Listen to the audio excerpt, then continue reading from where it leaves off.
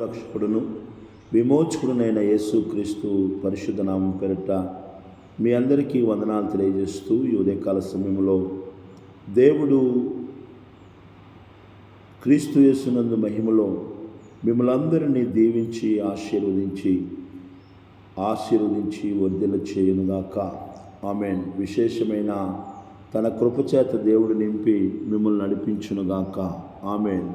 దేవుడైన యెహోవా మీరు వెళుతున్న మార్గాలన్నిటిలో తోడై ఉండి మీ కార్యములన్నిటినీ సఫలపరచునుగాక. ఆమేన్. మేలు చేయుటకై ఎల్లప్పుడూ దేవుడైన యెహోవా మీతో కూడా ఉండునుగాక. ఆమేన్. దేవుని ప్రజలారా, ఈ ఉదయకాల సమయంలో చదవబడిన లేఖన వాళ్ళ నుంచి కొద్ది మాటలను మనం ధ్యానం చేసుకుందాం. అనేకమైన విషయాలు మరి ఆమోసు ప్రవక్త ద్వారా దేవుడు ఇక్కడ రాయిస్తూ ఉన్నాడు. ఆమోసు గ్రంథము 5వ అధ్యాయము 8వ వచనాన్ని మనం చదివినట్లయితే 8వ వచనములో దేవుని యొక్క శక్తి ఎంతటిది అనేది తెలియపరుస్తూ ఉన్నాడు.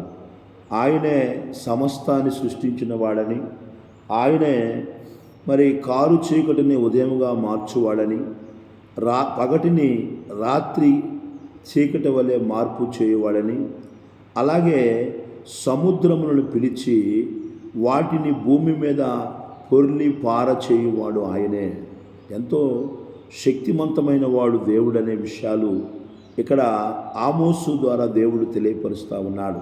ఈ ఉదయకాల సమయంలో వాక్యం ఇచ్చిన నా ప్రియమైన దేవుని బిడ్డలారా, మనము వెంబడిస్తున్న దేవుడు, మనల్ని రక్షించిన దేవుడు, మనము అనుసరిస్తున్న దేవుడు, మనలను ఆశీర్వదించిన దేవుడు ఎంతటి గొప్పవాడనే విషయాన్ని గ్రహించగలుగుతున్నావా? ఆయన సృష్టికర్త అనే విషయాన్ని గుర్తుంచుకోవాలి. సర్వమును కూడా ఆయన సృష్టించాడు.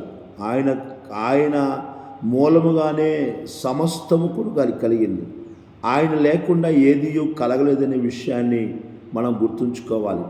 ఈ కనబడే సర్వము కూడా, సర్వ సృష్టి కూడా ఆయన ద్వారానే కలిగిందనే విషయాన్ని మనం గుర్తుంచుకోవాలి. దేవుడు మాత్రమే దీన్ని సృష్టించాడు. ఆయన సృష్టికర్త.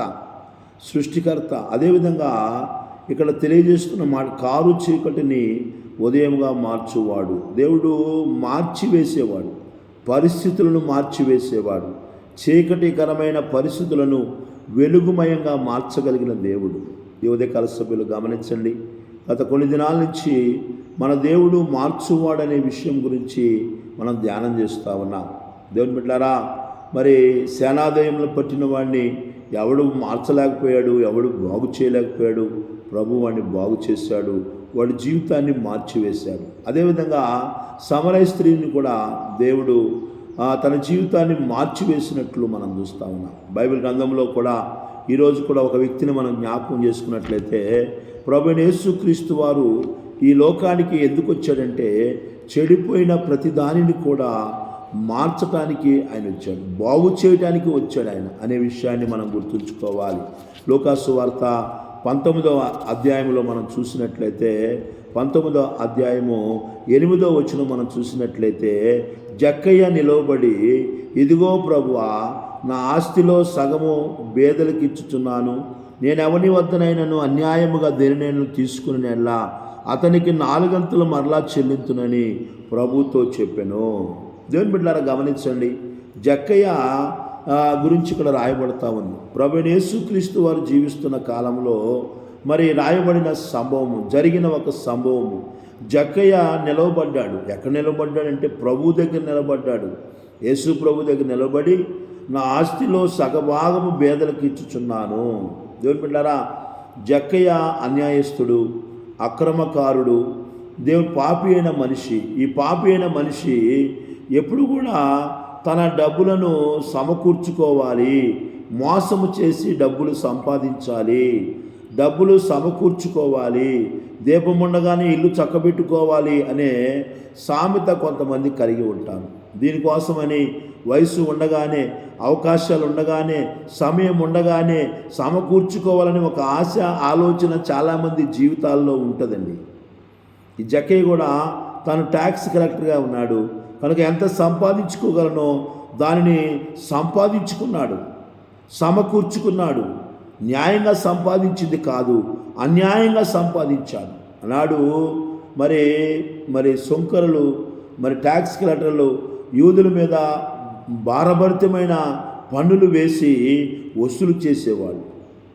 దేవుని బిడ్డలారా, అలాంటి స్థితిలో పన్నులు వసూలు చేసిన వ్యక్తి ఈ జక్కయ్య జీవితంలో డబ్బులు సంపాదించుకోవటమే కానీ ఏ ఒక్క వ్యక్తికి ఇచ్చే వ్యక్తి కాదు. గమనించండి దేవుని బిడ్డలారా, జక్కయ్యకి అలాంటి స్వభావం ఉండటం వలన ఆ ప్రాంతంలో, జక్కయ్య నివసించేది ఎరుకో ప్రాంతంలో జక్కయ్యకి మంచి పేరు లేదండి. ఏ పేరు ఉందంటే పాపి అనే ఒక పేరుంది. పాపి అయిన మనిషి అనే పేరుంది. ఈ ఉదయకాల సమయంలో వాక్యం ఇచ్చిన నా ప్రియమైన దేవుని బిడ్డలారా, నీ జీవితంలో నీకు ఎలాంటి పేరు నీ కుటుంబంలో పెట్టారు, నీ సంఘంలో పెట్టారు, నీ సమాజంలో పెట్టారు, నీ యొక్క జీవిస్తున్న పరిసర ప్రాంతాలలో నీకు పెట్టిన పేరేంటి? జక్కయ్య కూడా పాపి అనే పేరు పెట్టారండి. జక్కయ్యకున్న పేరేంటంటే పాపి అనే పేరు పెట్టారు. ఈరోజు నీ జీవితంలో లోక సంబంధమైన మనుషులందరూ కూడా నాకు ఇలాంటి పేరు పెట్టారండి అని నువ్వు బాధపడుతున్నావేమో. జాగ్రత్త. మన జీవితాలలో దేవుని బిడ్డలారా, గమనించిన జక్కయ్య కూడా అలాగా ఎన్నో రోజులు బాధపడి ఉంటాడు, పాపి అని అనుకుంటుంటే. కానీ దేవుని బిడ్డలారా, ప్రభువైన యేసుక్రీస్తు వారు జీవిస్తున్న కాలంలో ఆయన ఎరుకోకుండా సంచారం చేయుచున్నాడు. ఎరుకోకుండా సంచారం చేస్తున్నప్పుడు ఆ ప్రాంతంలో ఉన్న సుంకపు గుత్తదారుడైన జక్కయ్య ఏం చేశాడంటే, యేసు ఎవరో తెలుసుకుందామని చెప్పి యేసు యొద్దకు వచ్చాడు. యేసు యొద్దకు వచ్చేసరికి బహుజనులు గుంపుగూడి యేసు ప్రభు చుట్టూ ఉండేసరికి ఆయనను చూడలేకపోయి ఆయన ఇదే మార్గంలో రాబోతున్నాడని తెలుసుకొని ఆ మార్గంలో పరిగెత్తుకొని పోయి ఒక మేడు చెట్టు మీద ఆయన కూర్చొని ఉన్నాడు.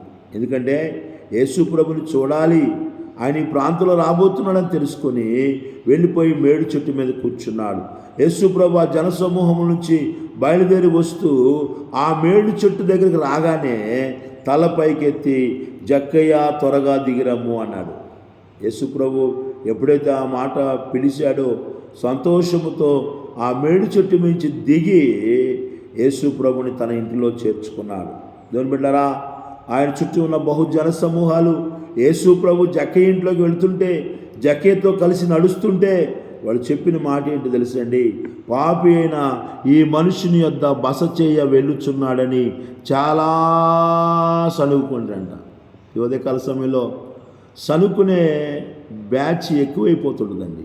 ఈ లోకంలో చాలామంది దేవుని బిడ్డలు సైతం కూడా సనుగుకునే జీవితాలు కలిగి ఉంటున్నారు. కుటుంబాల్లో సనుక్కోవటం, సంఘాల్లో సనుక్కోవటం, సమాజంలో సనుక్కోవటం, పని స్థలాల్లో సనుక్కోవటం. ఈ ఉదయకాల సమయంలో ఎలా ఉంది నీ స్థితి? దేవుని బిడ్డలను చూసి సనుక్కుంటున్నావా? ఎవరైనా ఎదుగుతుంటే సనుక్కుంటున్నావా? ఎవరైనా జీవితంలో వారి వ్యాపారాలు కానీ, వారు చేస్తున్న మరి పరిచర్యలు కానీ, వారు చేస్తున్న మరి వ్యవసాయాలు కానీ, వారిని దేవుడు ఆశీర్వదిస్తున్నప్పుడు, వారిని బలపరుస్తున్నప్పుడు వాళ్ళని చూసి సనుక్కునే వ్యక్తిగా ఉంటున్నావా? యేసు ప్రభుతో నడుస్తున్నప్పుడు జక్కయ్యని చూసి చాలామంది సనుక్కున్నారు. చాలామంది అంటారు, వాళ్ళని చూసి ఇలా అంటున్నారండి, అందుకని ప్రభు దగ్గర రాలేకపోతున్నానండి అని చెప్పే వ్యక్తులు చాలామంది ఉంటారు. ఈ ఉదయకాల సమయంలో మనుషులు ఎలా మాట్లాడుతున్నారో, నరము లేని నాలుక అంటారు. నరము లేని నాలుక 4 విధాలుగా మాట్లాడు. నరము లేని నాలుక తన ఇష్టం వచ్చినట్లు మాట్లాడుతుంది. ఈ లోకంలో మనుషులు కూడా అంతేనండి. జక్కయ్యని అన్యాయంగా డబ్బులు వసూలు చేస్తున్నప్పుడు మాట్లాడారు. జక్కయ్య యేసు ప్రభుతో కలిసి వెళుతున్నప్పుడు కూడా మాట్లాడుతూ ఉన్నారు. మనుషులు మాట్లాడుతూనే ఉన్నారు. దేవుని బిడ్డలారా, ఉదయకాల సమయంలో అవేవి జక్కయ్య పట్టించుకోలేదు. జక్కయ్య యేసు ప్రభుని ఇంట్లోకి చేర్చుకున్నాడు. ఇంట్లో చేర్చుకున్న తర్వాత జక్కయ్య యేసు ప్రభు దగ్గర నిలవబడ్డాడు. ఇప్పుడు నిలవబడి యేసయ్యతో అంటున్నాడు, ప్రభువా నేనెవని వద్దనైనను నా ఆస్తిలో సగభాగం పేదలకు ఇస్తాను. ప్రభువా నేనెవని వద్దనైనను అన్యాయంగా నేను తీసుకున్నట్లయితే వానికి మరలా 4 అంతలు చెల్లిస్తాను ప్రభువా అంటున్నాడండి. ఉదయకాల సమయంలో గమనించండి, యేసు ప్రభుతో నడిచినప్పుడు యేసు ప్రభుని చేర్చుకున్నప్పుడు, యేసు ప్రభు ఎదుట నిలవబడినప్పుడు జక్కయ్య జీవితంలో గొప్ప మార్పు కలిగింది. ఈ ఉదయకాల సమయంలో ఎన్ని సంవత్సరాల నుంచి యేసయ్యతో నడుస్తున్నావు, యేసయ్యతో కలిసి ఉంటున్నావు, యేసయ్య ముఖ దర్శనాన్ని చేస్తూ ఉన్నావు. ఒకసారి పరిశీలన చేసుకోవాలి. కొన్ని క్షణాలు, కొన్ని గంటలు, కొంత సమయంలోనే జక్కయ్య జీవితంలో గొప్ప మార్పు కలిగింది. చాలా సంవత్సరాలు అవుతుంది. చాలామంది జీవితాల్లో ఎన్ని సంవత్సరాలు అవుతుందమ్మా మందిరానికి పోయి అంటే, మేము పుట్టిందే మందిరంలో అని చెప్పేవాళ్ళు కొంతమంది. 5 సంవత్సరాల నుంచి, 10 సంవత్సరాల నుంచి, 20 సంవత్సరాల నుంచి మందిరంకి వెళ్తున్నామండి అని చెప్పేవాళ్ళు కొంతమంది. దేవుని బిడ్డలారా, వెళుతున్నాం మంచిదే. యేసుని చూడగానే, యేసుతో నడవగానే, యేసును దర్శించగానే, యేసు పిలుపు వినగానే తన జీవితంలో ఉన్న పాపపు స్థితిని గ్రహించి తన పాపాన్ని ఒప్పుకుంటున్నాడు ప్రభు దగ్గర. ఈ ఉదయకాల సమయంలో వాక్యం వినుచున్న నా ప్రియమైన దేవుని బిడ్డలారా, యేసును దర్శించినప్పుడు, యేసుతో నడిచినప్పుడు, నీ జీవితంలో ఉన్న రహస్య పాపములు బయలుపరచబడుతున్నప్పుడు యేసయ్య దగ్గర నువ్వు వాటిని ఒప్పుకోవాలి. వాక్యం చెబుతుంది, తన అతిక్రమములు దాచిపెట్టువాడు వర్ధిల్లడు కానీ వాటిని ఒప్పుకొని విడిచిపెట్టువాడు దేవుని యొక్క కనికరాన్ని పొందుకుంటాడని బైబిల్ చెబుతా ఉంది. జక్కయ్య యేసుతో నడిచిన వెంటనే, యేసుతో కలిసి ఉన్న వెంటనే, యేసు పిలుపు విన్న వెంటనే, యేసు ముఖాన్ని దర్శించిన వెంటనే తన జీవితంలో ఏ పాపము చేస్తున్నాడో గ్రహించాడు. తన జీవితాన్ని మార్చుకుంటున్నాడు.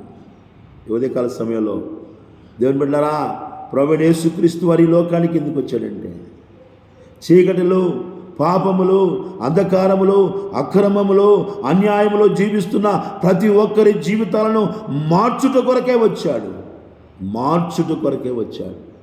లోకంలో ఉన్న చీకటంతా కూడా తొలగించి వేసి చీకటి బ్రతుకుల నుంచి విడిపించి వెలుగుమయంగా చేయట కొరకే యేసు ప్రభు వారు ఈ లోకానికి దిగి వచ్చాడు. ఆయన ఇంకను కూడా నీ జీవితాన్ని మార్చుకోలేకపోతున్నావేమో, ఇంకను కూడా ప్రభువుకు దూరంగా జీవిస్తున్నావేమో. ఆయన యొద్దకు నువ్వు వచ్చినట్లయితే వాక్యం చెబుతుంది, నా యొద్దకు వచ్చు వారిని నేను ఎంత మాత్రమును త్రోసివేయను అంటున్నాడండి. నువ్వెవరైనా, నీ జీవితం ఎలా ఉన్నా, నీకు ఎలాంటి పేర్లు లోకంలో, నీ కుటుంబంలో, నీ సంఘంలో, నీ చుట్టుపక్కల ప్రాంతాల్లో పెట్టినా కానీ మన పేర్లు మార్చే దేవుడు ఆయన. మన జీవితాలు మార్చే దేవుడు. మన అక్రమం నుంచి విడిపించి, చీకటి బ్రతుకుల నుంచి విడిపించి వెలుగుమయంగా మార్చగలిగిన దేవుడు ఆయన. కనుక ఈ ఉదయకాల సమయంలో జక్కయ్య యేసు ఎదుగు రాగానే తన జీవితం అంతా మార్చబడిందండి. యేసు ప్రభువారు దేవుడు, ఈ లోకంలో ఆయన మార్చే దేవుడు. ఎలాంటి పరిస్థితులైనా మారుస్తాడు. సాతాను బంధకాల్లో ఉన్న సేనాదేవులను పట్టిన వాడిని మార్చివేశాడు.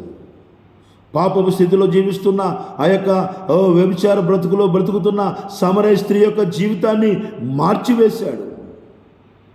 అన్యాయములు, అక్రమములు దాచుకుంటూ బ్రతుకుతున్న జక్కయ్య జీవితాన్ని, మనుషులందరి చేత పాపి అని పిలువబడుతున్న జక్కయ్య జీవితాన్ని మార్చివేశాడు ఆయన.